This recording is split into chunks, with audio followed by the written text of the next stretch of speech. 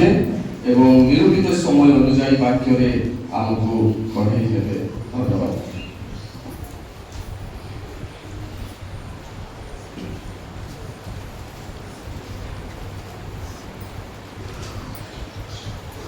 ପିତା ପରମେଶ୍ୱର,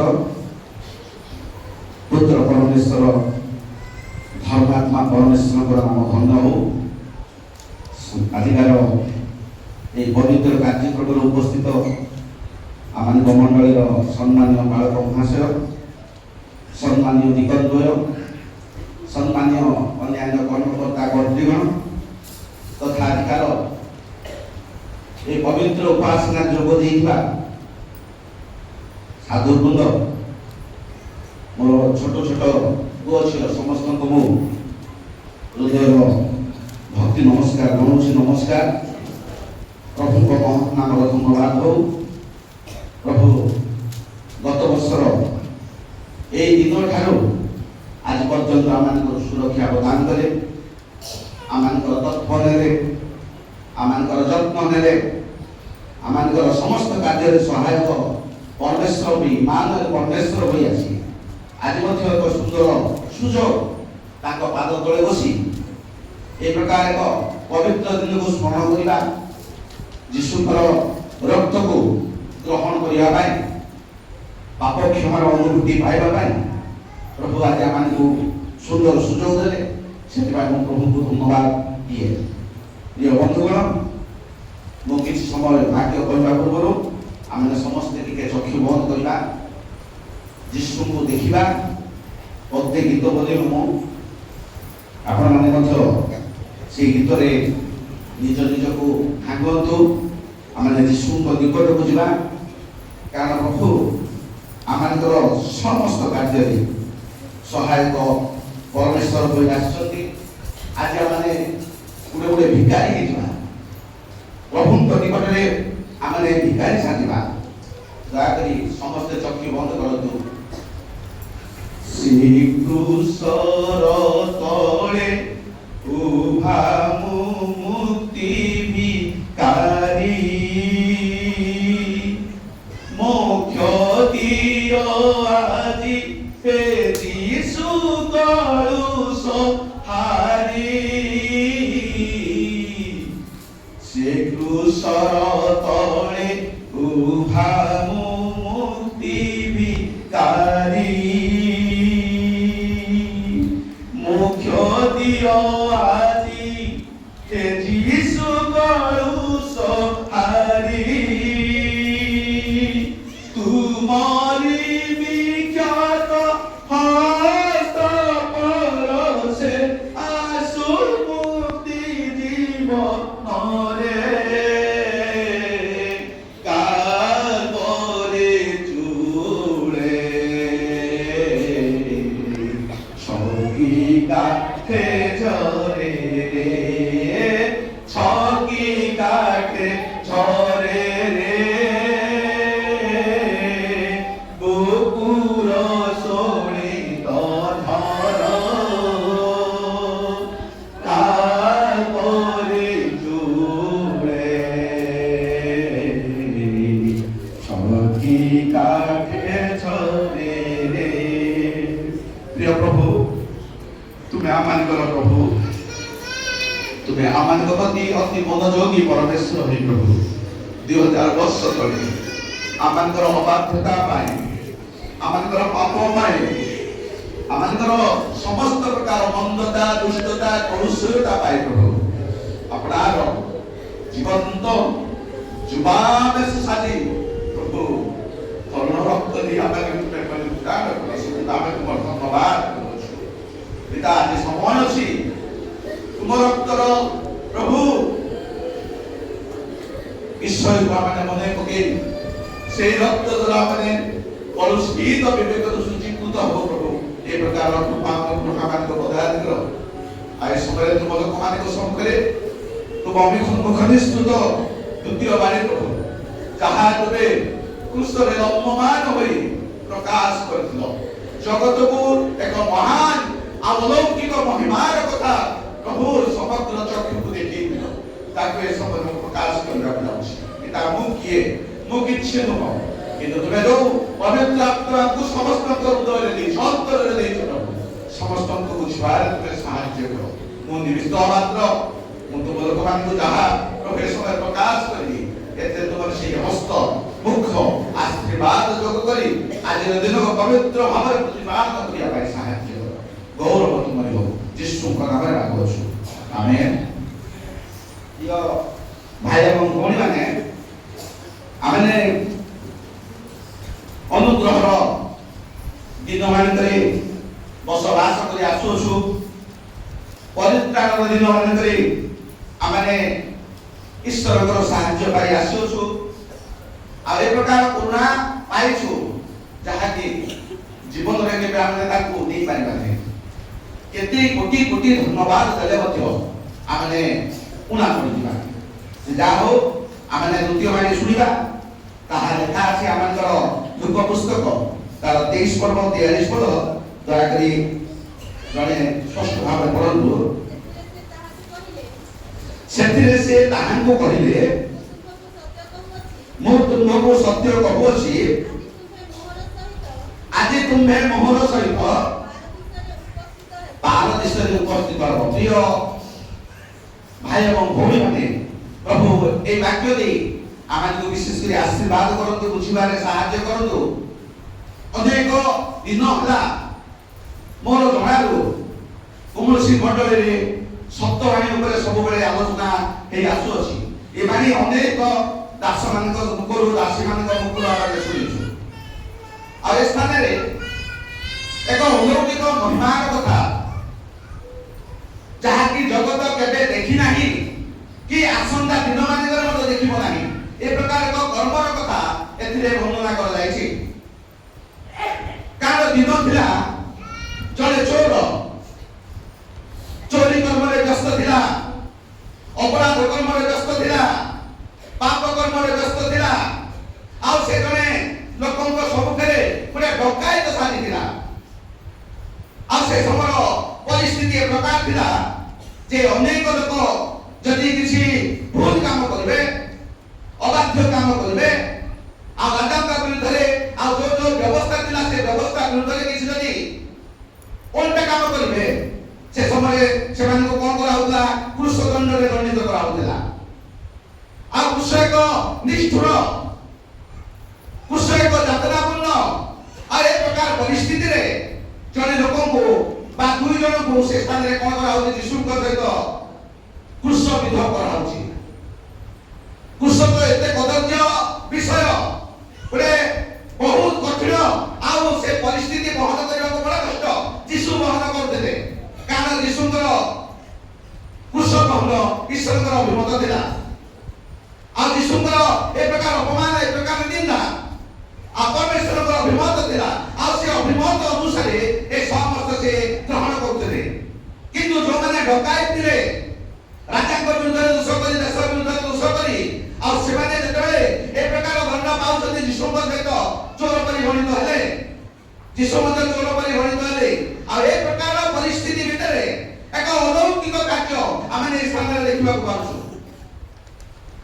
ପ୍ରିୟ ଭାଇ ଏବଂ ଭଉଣୀମାନେ, ଆମେ ମନେ ରଖିବା ଦରକାର, ଯଦି ଜଗତରେ ଜଣେ ପାପ କରୁଛି, ମଣିଷ ଯଦି ତାକୁ ଅପମାନ କରୁଛି, ଆଉ ସେ ପାପୀ ବୋଲି ପ୍ରକାଶ କରୁଛି, ସ୍ୱୀକାର କରୁଛି, ଯଦି ଅନ୍ୟମାନେ ତାକୁ ପାପ କରୁଛି ବୋଲି ଜଣେ ପାପୀ ବୋଲି କହୁଛୁ, ଆମଙ୍କର କଥା ତାଙ୍କ ପାଇଁ ପ୍ରଯୁଜ୍ୟ ନୁହଁ। ପ୍ରିୟ ଭାଇ ଏବଂ ଭଉଣୀମାନେ, ଆମ ଦୃଷ୍ଟିରେ ସେ ପାପୀ ହେଇପାରେ ଯଦି ସେ ପାପ କରି କରି ଯଦି ପରମେଶ୍ୱରକୁ ନିଜର କରିବା ପାଇଁ ଚେଷ୍ଟା କରନ୍ତି, ତାହେଲେ ନିଶ୍ଚିତ ଭାବରେ ସେ ଈଶ୍ୱରଙ୍କର ଜଣେ ବ୍ୟକ୍ତି, ନିଶ୍ଚିତ ଭାବରେ ସେ ଈଶ୍ୱରଙ୍କର ଜଣେ ପସନ୍ଦ ଯୋଗ୍ୟ ବ୍ୟକ୍ତି। ଜୀବନର ଶେଷ ମୁହୂର୍ତ୍ତରେ ସେ ପଦାର୍ପଣ କରିଛନ୍ତି, ସେ ଚୋର। ଜୀବନର ଶେଷ ମୁହୂର୍ତ୍ତରେ ମରିବାକୁ ଆଉ କିଛି ସମୟ ବାକି ଅଛି, ମାତ୍ର ପ୍ରଭୁ ଏକ ଅଲୌକିକ ମହିମାର କାର୍ଯ୍ୟ ସେ ସ୍ଥାନରେ ପ୍ରକାଶ କରିବାକୁ ଚାହୁଁଛନ୍ତି। କାରଣ ଦୁଇ ଜଣ ଦୋଷୀ ଥିଲେ, ଜଣେ କହୁଛି ଯୀଶୁଙ୍କୁ ନିନ୍ଦା କରୁଛି, ଯଦି ଖ୍ରୀଷ୍ଟ ହେଲେ ତୁମେ କଣ କର? ଆମେ ସମସ୍ତଙ୍କୁ ରକ୍ଷା କର, ଉଦ୍ଧାର କର ବୋଲି କହୁଛନ୍ତି। କିନ୍ତୁ ତା ପାଖରେ ଯୋଉ ଚୋର ଅଛି, ଯେ ଅନୁଗ୍ରହର ପାତ୍ର ଚୋର, ଯିଏକି ଦୟାର ପାତ୍ର ଚୋର, ଆଉ ସେ ସମୟରେ କଣ କରୁଛନ୍ତି? ନିଜ ହୃଦୟକୁ କଣ କରୁଛନ୍ତି? ପରିବର୍ତ୍ତନ କରୁଛନ୍ତି। ଆଉ ସେ ନିଶ୍ଚୟ ଯୀଶୁଙ୍କ ନାମ କେବେ ଶୁଣିଛନ୍ତି ପ୍ରିୟ ଭାଇ ଏବଂ ଭଉଣୀମାନେ? ଯୀଶୁଙ୍କର କର୍ମର କଥା ସବୁବେଳେ ସେ ଶୁଣିଛନ୍ତି, ହେଲେ ମଧ୍ୟ ନିଜର ସାମାଜିକ ଚଳିରେ, ପାରିବାରିକ ଧୁନାରେ, ନହେଲେ ଯେକୌଣସି ପରିସ୍ଥିତି ନେଇ କଣ କରୁଛି? ସେ ଭୁଲ କାମ କରୁଛି। ଆଉ ଯୀଶୁଙ୍କ ସହିତ କଣ ହଉଛନ୍ତି? ମୁକ୍ତି ପାଇବାର ଅପେକ୍ଷାରେ ଅଛନ୍ତି। ପ୍ରିୟ ଭାଇମାନେ, ଏଥିରୁ ଆମେ ଜାଣିବାକୁ ପାରିବା ଯେ ଯଦି ଜଣେ ଲୋକ ଶେଷ ମୁହୂର୍ତ୍ତରେ ଯୀଶୁଙ୍କୁ ଯଦି ନିଜର ବୋଲି ଗ୍ରହଣ କରିବ, ପ୍ରଭୁ ସେ ସମୟରେ ମଧ୍ୟ ଯୋଉଥିପାଇଁ ସେ ଆହ୍ୱାନ ହୋଇଥିଲେ ଆଉ ଯୋଉଥି ନିମନ୍ତେ ନିଜର ପ୍ରାଣ ଦେବାକୁ ଯାଉଥିଲେ ଆଉ ସେଇ କାର୍ଯ୍ୟ କରିବାକୁ ପ୍ରସ୍ତୁତ ହଉଛନ୍ତି। ଏପଟେ ଯୀଶୁଙ୍କର ମଧ୍ୟ ବିଭିନ୍ନ ପ୍ରକାର ଯାତନା ସହିବାକୁ ପଡୁଛି, ଆଉ ଏପଟେ ଚୋରଙ୍କର କଥା ମଧ୍ୟ ଶୁଣିବାକୁ ପଡୁଛି। ଧନ୍ୟ ସେ ଚୋର, ଧନ୍ୟ ସେ ଡକାୟତ। କାରଣ ଏତେ ସୁନ୍ଦର ସୁନ୍ଦର କଥା କହିଲେ ଯେ ଆଶ୍ଚର୍ଯ୍ୟ ଲାଗୁଛି। କାରଣ ଯୋଉମାନେ ଦୟା ପାଇବାକୁ ଅଛି, ଯୋଉମାନେ ସାହାଯ୍ୟ ପାଇବାକୁ ଅଛି, ଯୋଉମାନେ ମୃତ୍ୟୁରୁ ରକ୍ଷା ପାଇବାକୁ ଅଛି, ଆଉ ପ୍ରଭୁ ସେ ସମୟରେ ସେମାନଙ୍କୁ କଣ କରୁଛନ୍ତି? ନିଶ୍ଚିତ ଭାବରେ ସେମାନଙ୍କର ମନକୁ ପରିବର୍ତ୍ତନ କରୁଛନ୍ତି। ଆଉ ସେ ଅନ୍ୟ ଲୋକ କହୁଛନ୍ତି, ତୁ କଣ ଜାଣିନୁ? ଆମେ ସିନା ନ୍ୟାୟ ଭାବରେ ଦଣ୍ଡ ପାଉଛୁ, ସେ ତ ନିର୍ଦ୍ଦୋଷ। ଆଉ ଦେଖନ୍ତୁ ପ୍ରିୟ ଭାଇ ଏବଂ ଭଉଣୀମାନେ, ସେଇ ଚୋର ସମଗ୍ର ଲୋକଙ୍କ ସାକ୍ଷାତରେ ଯୀଶୁଙ୍କୁ ନିର୍ଦ୍ଦୋଷ ବୋଲି ପ୍ରମାଣିତ କରୁଛନ୍ତି। ଧନ୍ୟ ତାଙ୍କର ଜୀବନ, ଯାହା ଫଳରେ ପ୍ରଭୁ ତାକୁ କଣ କଲେ? ସୁନ୍ଦର କଥା କହିଲେ, ଆଜି ତୁମେ ମୋ ସହିତ ପାରଦୀସରେ ଉପସ୍ଥିତ ହବ। ପ୍ରିୟ ଭାଇ ଏବଂ ଭଉଣୀମାନେ, ଦେଖନ୍ତୁ ପ୍ରିୟ ଭାଇ ଏବଂ ଭଉଣୀମାନେ, ଆଉ ଗୋଟେ ମତେ ସୁନ୍ଦର କଥା କହିଲେ, ହେ ଯୀଶୁ। ଦେଖନ୍ତୁ ଯୀଶୁଙ୍କୁ ଜାଣିନଥିଲେ ଯେ ଆମେ କହିପାରିବା ନାହିଁ, ତାଙ୍କର ମନର କଥା କହିପାରିବା ନାହିଁ, କିନ୍ତୁ ସେ ଯୀଶୁଙ୍କୁ ଶୁଣିଥିଲେ, ଯୀଶୁଙ୍କର କର୍ମ ଶୁଣିଥିଲେ, ଯୀଶୁଙ୍କର କାର୍ଯ୍ୟ କଥା ଶୁଣିଥିଲେ, ଆଉ ଯୀଶୁଙ୍କୁ ମଧ୍ୟ ସେ ଶୁଣିଥିଲେ। ଆଉ ସେ କହୁଛନ୍ତି, ହେ ଯୀଶୁ, ଯେତେବେଳେ ତୁମେ ତୁମ ରାଜ୍ୟକୁ ଯିବ ମତେ ଟିକେ ମନେ ପକେଇବ କି? ଏଇଟା ସୁନ୍ଦର କଥା। ଦେଖନ୍ତୁ ପ୍ରିୟ ଭାଇ ଏବଂ ଭଉଣୀମାନେ, ଯିଏ ଦୟା ପାଇବାକୁ ଅଛି ନିଶ୍ଚିତ ଭାବରେ ଦୟାକାରୀଙ୍କ ସମ୍ମୁଖରେ ନତମସ୍ତ ହେବାକୁ ପଡିବ। ପ୍ରିୟ ଭାଇ ଏବଂ ଭଉଣୀମାନେ, ସରେଣ୍ଡର ହେବାକୁ ପଡିବ। ପ୍ରିୟ ଭାଇ ଏବଂ ଭଉଣୀମାନେ, କାରଣ ଯୀଶୁଙ୍କୁ ସେ ଜାଣିଛନ୍ତି, ଜଣେ ମସିହା ବୋଲି ଜାଣିଛନ୍ତି, ଜଣେ ଉଦ୍ଧାରକର୍ତ୍ତା ବୋଲି ଜାଣିଛନ୍ତି। ଆଉ ମଧ୍ୟ ଗୋଟେ କଥା କହିଲେ, ତୁମେ ତୁମ ରାଜ୍ୟକୁ ଗଲେ, ଆଉ ସ୍ୱର୍ଗ ରାଜ୍ୟର କଥା ମଧ୍ୟ ସେ ଜାଣିଥିଲେ। ଚୋର, ପ୍ରିୟ ଭାଇ ଏବଂ ଭଉଣୀମାନେ, ସ୍ୱର୍ଗ ରାଜ୍ୟର କଥା ମଧ୍ୟ ଜାଣିଥିଲେ, କିନ୍ତୁ ପରିସ୍ଥିତିରେ ପଡି ଉଠେ ସେ ଏ ପ୍ରକାର କର୍ମ କରିଛନ୍ତି। ଆଉ ଏ ପ୍ରକାର ସୁଯୋଗ ସେ ମିଳିବ ବୋଲି କେବେ ଜାଣିନାହାନ୍ତି। ଯୀଶୁଙ୍କ ସହିତ କୁଶମିତ ହେବେ ବୋଲି କେବେ ସେ ଜାଣିନାହାନ୍ତି। ମାତ୍ର ପ୍ରଭୁ ତାକୁ ଏ ପ୍ରକାର ଗୋଟେ ସମୟ ଦେଲେ, ଏ ପ୍ରକାର ଗୋଟେ ସୁଯୋଗ ଦେଲେ, ଏ ପ୍ରକାର ଗୋଟେ ମନ ଦେଲେ। ଯୀଶୁଙ୍କୁ ତାକୁ ଦେଖି ଆଉ ହୃଦୟ ତରଳି ଯାଉଛି। ପ୍ରିୟ ଭାଇ ଏବଂ ଭଉଣୀମାନେ, ଯୀଶୁଙ୍କ ଆଖି ସହିତ আর আখি যেତେବେଳେ ପଡ଼ିଗଲା আর ହୃଦୟ ତରଳିଗଲା। କାରଣ ଆମେ ସିନା ଅନ୍ୟାୟ ଭାବରେ ଦଣ୍ଡ ପାଉଛୁ, କିନ୍ତୁ ଯୀଶୁ କଣ କରୁଛନ୍ତି? ନ୍ୟାୟ ଭାବରେ ଦଣ୍ଡ ପାଉନାହାନ୍ତି, ସେ ଅନ୍ୟାୟ ଭାବରେ ଦଣ୍ଡ ପାଉଛନ୍ତି। ସେଇ ବିଷୟ ତାଙ୍କର ଯୀଶୁଙ୍କର ଚକ୍ଷୁ ଆଉ ଏଇ ଚୋରର ଚକ୍ଷୁ ଯେତେବେଳେ ମିଶିଗଲା, ପ୍ରିୟ ଭାଇ ଏବଂ ଭଉଣୀମାନେ, ଏକ ଅଲୌକିକ ମହିମା ସେଥିରେ ପ୍ରକାଶିତ ହେଲା। କାରଣ ଯୀଶୁ ଜାଣି ସେ କଣ କରୁଛନ୍ତି? ନିଜ ହୃଦୟର ସମସ୍ତ କଥା ତାଙ୍କୁ ଭାଙ୍ଗି କହିଦଉଛନ୍ତି। ଯୀଶୁ, ତୁମେ ଯଦି ଯିବ ମତେ ଟିକେ ମନେ ପକେଇବ। ଦେଖନ୍ତୁ ପ୍ରିୟ ଭାଇ ଏବଂ ଭଉଣୀମାନେ, ତେଣୁ ବେଳେବେଳେ ଆମମାନଙ୍କର ଜୀବନରେ ଆମେ ଅନୁଗ୍ରହ ପାଇଲେ ମଧ୍ୟ, ଆମେ ଦୟା ପାଇଲେ ମଧ୍ୟ, ଆମେ କରୁଣା ପାଇଲେ ମଧ୍ୟ ପୁନର୍ବାର ଆମେ ଘୁଷୁରି ପରି ପଙ୍କରେ ରଖୁଛୁ, ଘୁଷୁରି ପରି ଆମେ ପଙ୍କରେ ରଖୁଛୁ। ମାତ୍ର ଯୀଶୁଙ୍କୁ ସେ ଡରୁ ନାହିଁ, ସେ ବସିବ ବୋଲି ଜାଣିଛି। ହେ ଯୀଶୁ, କି ସୁନ୍ଦର କଥା! ଯୀଶୁ ବୋଲିବା ପଦ ଏକ ସୁନ୍ଦର ପଦ, ଯାହାକି ତାଙ୍କ ଜୀବନକୁ ପରିବର୍ତ୍ତନ କରିଦେଲା। ଯଦି ସିଏ ପୁଷ୍ପରେ ଯଦି ଚଢି ନଥାନ୍ତା, ସେ ଚୋର ଯଦି ଚଢି ନଥାନ୍ତା, ନିଶ୍ଚିତ ଭାବରେ ଯୀଶୁଙ୍କର ଜଣେ ପ୍ରଚାର କରିଥାନ୍ତେ, କାରଣ ତା ପାଇଁ ମୃତ୍ୟୁ ଥିଲା। କିନ୍ତୁ ତା ପୂର୍ବରୁ ପ୍ରଭୁ କଣ କଲେ? ଏକ ଆଶୀର୍ବାଦ ଆଉ ଅଲୌକିକ ମହିମାର କର୍ମ କଲେ, ଅଲୌକିକ ମହିମାର କର୍ମ କଲେ। ତେଣୁ ବାକ୍ୟ ଆମକୁ ପ୍ରକାଶ করে। প্রিয় ভাই এবং ভଉଣୀମାନେ, ଯଦି ଆମେ ଯୋହନ ପୁସ୍ତକ ତାର 17ର 3 ପଦ ପଢିବା, ଆଉ ସେ ସ୍ଥାନରେ ଗୋଟେ ସୁନ୍ଦର କଥା ଲେଖା ଅଛି, ଦୟାକରି ପଢିବେ କି? ଦେଖନ୍ତୁ ପ୍ରିୟ ଭାଇ ଏବଂ ଭଉଣୀମାନେ, ଆଉ ଏକମାତ୍ର ସତ୍ୟ ଈଶ୍ୱର ଯେ ତୁମ୍ଭେ ତୁମର ପ୍ରେରିତ ଯୀଶୁ ଖ୍ରୀଷ୍ଟଙ୍କୁ ଜାଣିବା। ଦେଖନ୍ତୁ ପ୍ରିୟ ଭାଇ ଏବଂ ଭଉଣୀମାନେ, ଯୀଶୁ ବୋଲି ଯେତେବେଳେ ସେ ସମ୍ବୋଧନ କଲେ, ତାର ଜୀବନର ପରିବର୍ତ୍ତନ ହେଇଗଲା। ସେ ଅନନ୍ତ ଜୀବନ ପ୍ରାପ୍ତ ହେଲେ, ସେ ଅନନ୍ତ ଜୀବନ ପ୍ରାପ୍ତ ହେଲେ। সেই প্রকার যদি ইসায়া 45:22 পদ দেখিবা, সে স্থানে মধ্যে ଗୋଟେ ସୁନ୍ଦର କଥା ଲେଖା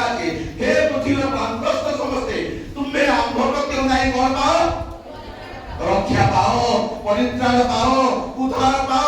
ପ୍ରିୟ ଭାଇ ଏବଂ ଭଉଣୀମାନେ, ସେଦିନ ଯୀଶୁଙ୍କର ଚକ୍ଷୁକୁ ଚୋରଙ୍କର ଚକ୍ଷୁ ମିଶିଲା, ଆଉ ଚୋର ଏ ପ୍ରକାର ଭାବରେ ପରିବର୍ତ୍ତିତ ଜୀବନ କାଟିଲେ କିଛି ସମୟ ଭିତରେ ତାର ପରିତ୍ରାଣ ହୋଇଗଲା। ପ୍ରିୟ ଭାଇ ଏବଂ ଭଉଣୀମାନେ, ଯାହା କେବେ ସେ ଆଶା କରୁଥିଲା, ସମାଜ କେବେ ଆଶା କରୁଥିଲା ପାରଦୀସକୁ ଯିବା ପାଇଁ, କେବେ ଆଶା କରୁନଥିଲା। ପାରଦୀସରେ ବିପରୀତ ନରକ ଯିବା ପାଇଁ ଥିଲା ତାର। ମାତ୍ର ପ୍ରଭୁ ଗୋଟେ ସୁଯୋଗ ଦେଲେ ତାଙ୍କୁ, ଗୋଟେ ସମୟ ଦେଲେ ତାଙ୍କୁ, ଯୋଉ ସମୟରେ କି ଯୀଶୁଙ୍କର ଚକ୍ଷୁକୁ ତାଙ୍କ ଚକ୍ଷୁକୁ ମିଶିଗଲା, ଯୁଗ ଉଲ୍ଟା ପାଲ୍ଟା ହେଇଗଲା। ପ୍ରିୟ ଭାଇ ଏବଂ ଭଉଣୀମାନେ, ଇତିହାସରେ ସ୍ଥାନ ପାଇଗଲା। ପ୍ରିୟ ଭାଇ ଏବଂ ଭଉଣୀମାନେ, সেই প্রকার যদি আমরা দেখিবা প্রেরিত তার 4-12 মধ্যে সেই প্রকার কথা লেখা আছে। যাতে পড়ন্তু, তাহাঙ্গ ଛଡ଼ା ଆଉ କାହାଠାରେ ପରିତ୍ରାଣ ନାହିଁ, ଯାହାଦ୍ୱାରା ଆମମାନଙ୍କୁ ପରିତ୍ରାଣ ପାଇବାକୁ ହବ। ଆକାଶ ତଳେ ମନୁଷ୍ୟମାନଙ୍କ ମଧ୍ୟରେ। ଦେଖନ୍ତୁ ପ୍ରିୟ ଭାଇ ଏବଂ ଭଉଣୀମାନେ, ହେ ଯୀଶୁ ତାର ଜୀବନ ପରିବର୍ତ୍ତନ ହୋଇଗଲା। हे यीशु से अनंत जीवन अधिकारी हे गले। तेणु यीशु नाम होची प्रिय भाई एवं भौणी माने हमर अनुग्रहर नाम, हमर आशीर्वादर नाम, हमर साहाय्यर नाम।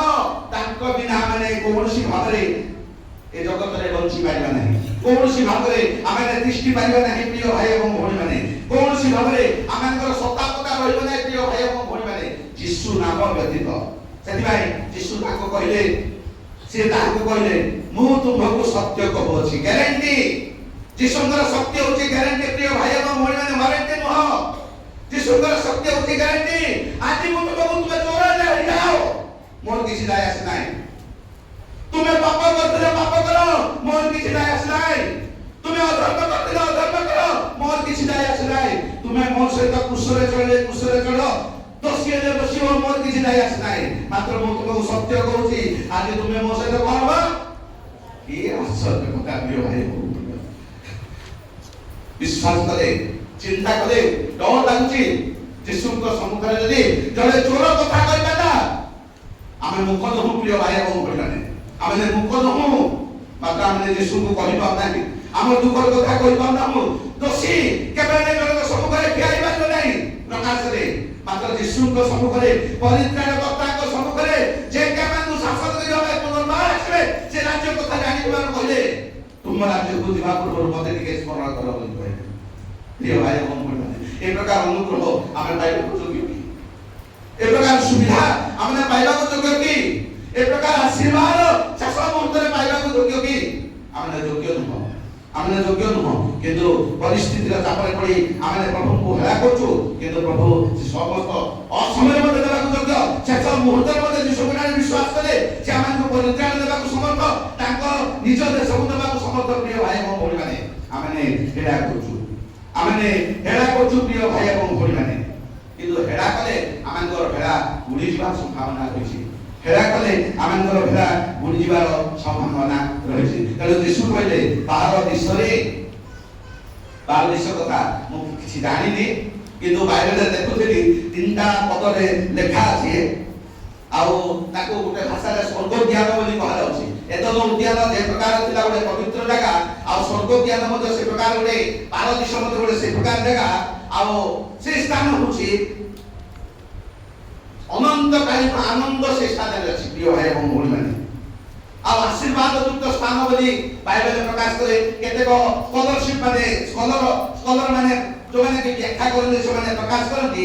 ଆଉ ଗୋଟେ କଥାରେ କହିଲେ ଧାର୍ମିକ ମାନଙ୍କର ଆବାସ ସ୍ଥଳ ବୋଲି ସେ ସ୍ଥାନରେ ପ୍ରକାଶ କରାଯାଏ।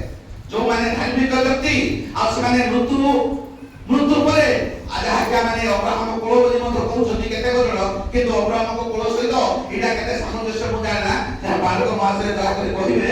କିନ୍ତୁ ସ୍ୱର୍ଗୋଦ୍ୟାନ ହେଉଛି ଏ ପ୍ରକାର ଉଦ୍ୟାନ ଯେ ପ୍ରଭୁ ଯୋଉମାନେ ମରନ୍ତି, ଆଉ ସେହି ଲୋକମାନେ ଯୋଉମାନେ ଯୀଶୁଙ୍କ ଠାରେ ଥାଇ ମରନ୍ତି, ଆଉ ସେମାନେ କୋଉଠି ଯାଆନ୍ତି? ପାରଦୀସକୁ ଯାଆନ୍ତି, ପାରଦୀସକୁ ଯାଆନ୍ତି।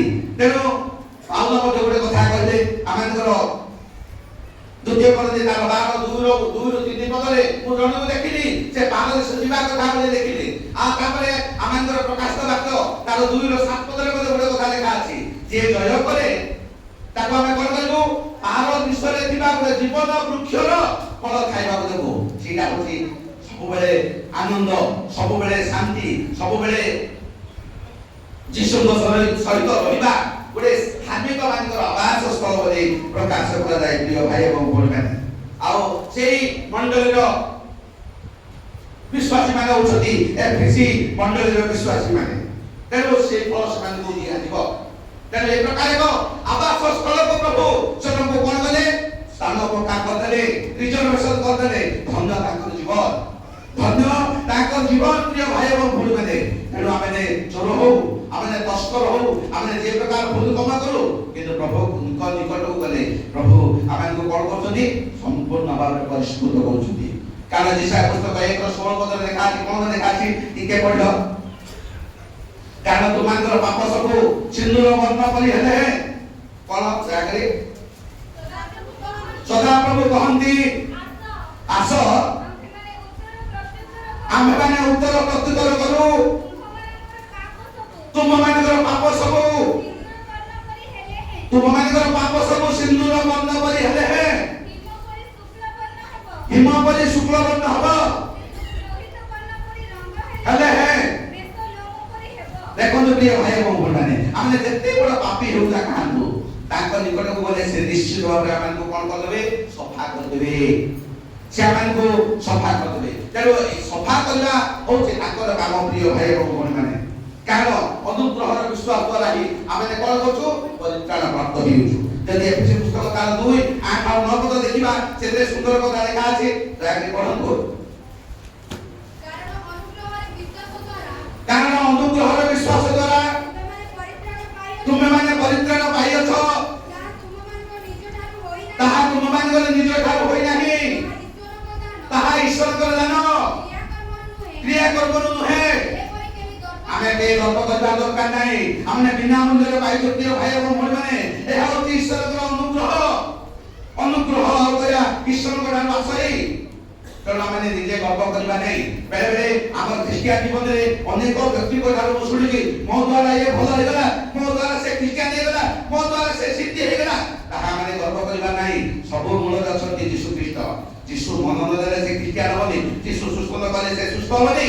କିନ୍ତୁ ଆମେ କଣ ମାଧ୍ୟମ ଭାବରେ ଯୀଶୁଙ୍କ ନାମ ବହନ କରିବା ପାଇଁ ଲୋକଙ୍କୁ ଆମେ କଣ କରୁଛୁ? ଶିକ୍ଷା ଦେଇ ଆସୁଛୁ। ସେ ପ୍ରକାର ତିତୋସ 3:7 ପଢିବା, ସେ ସ୍ଥାନରେ ମଧ୍ୟ ଏ ପ୍ରକାର ଭାବେ ସୁନ୍ଦର କଥା ଲେଖା ଅଛି।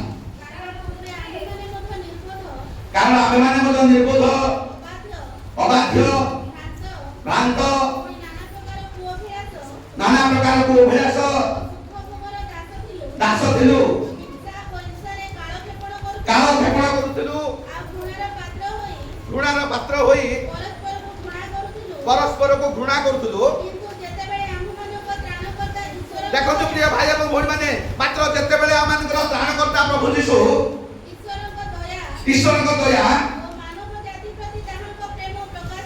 ମାନବ ଜାତି ପ୍ରତି ଈଶ୍ୱରଙ୍କ ଦୟା ପ୍ରକାଶିତ ହେଲା,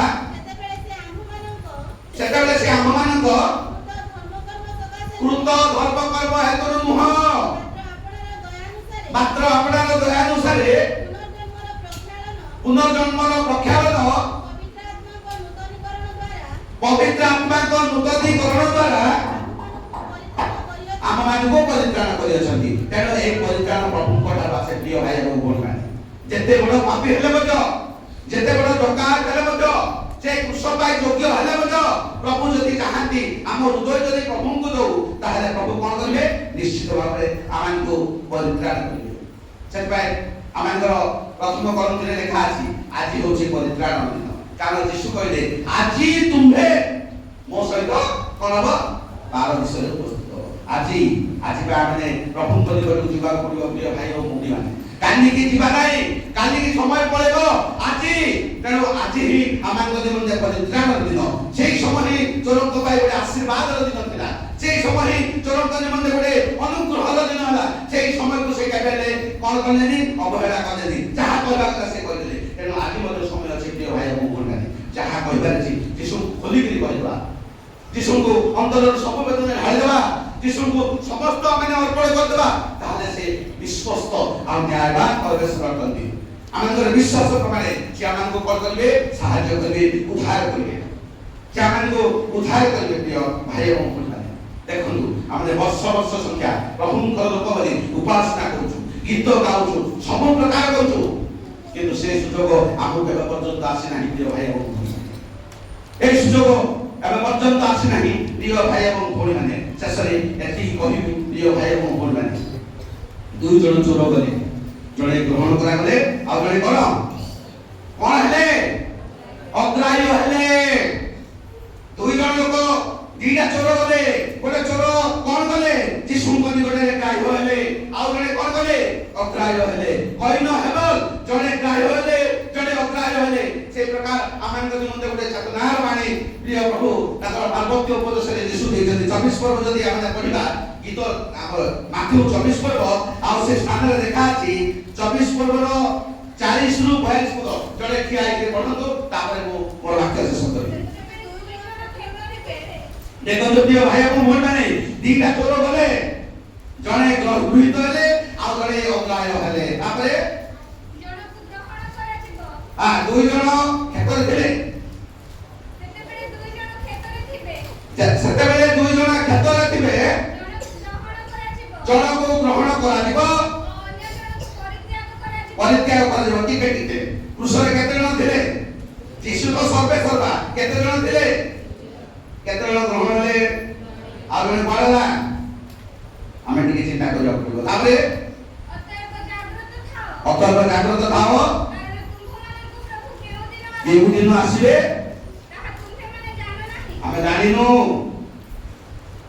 केतेबेले प्रभु आसीबे आमे जानु किंतु दीटा चोर थिले गोटे चोर ग्रहण करा गले आ गोटे चोर अग्राह्य हेले नरक अग्नि को गले आमे मध्ये जदी स्वामी स्त्री गोटे स्थान रे अछु को झियो गोटे स्थान रे अछु बापा मां गोटे स्थान रे अछु जड़े निश्चित दिबा जड़े कोनबा बात पड़िबा काहे बात पड़िबा जदी दी जण जाग जदी जीशु को सहित रखबा निश्चित भाबरे दी जण जाग प्रभु प्रभु करबे ना नहीं करिबे ना नहीं निश्चित भाबरे करिबे कारण प्रभु एक क्षुद्र वाक्य प्रति आम समस्त को बुझिबारे विशेष करी सहायता करंतु से दिन जीशु कहले आज तुम्हें 12 विषय रे मो सहित उपस्थित हो केते सुंदर भल डाइनिंग टेबल से खाइबो गोटे बाजारे समस्त मिलित हेबे आउ से डकाई काम करबो नाही खाली धन्यवाद प्रशंसा गौरव स्तुति वंदना जुगे जुगे से करूथबो प्रभु ए समय ए समस्त वाक्य दी हम समस्त को बुझिबारे सहायता करंतु धन्यवाद।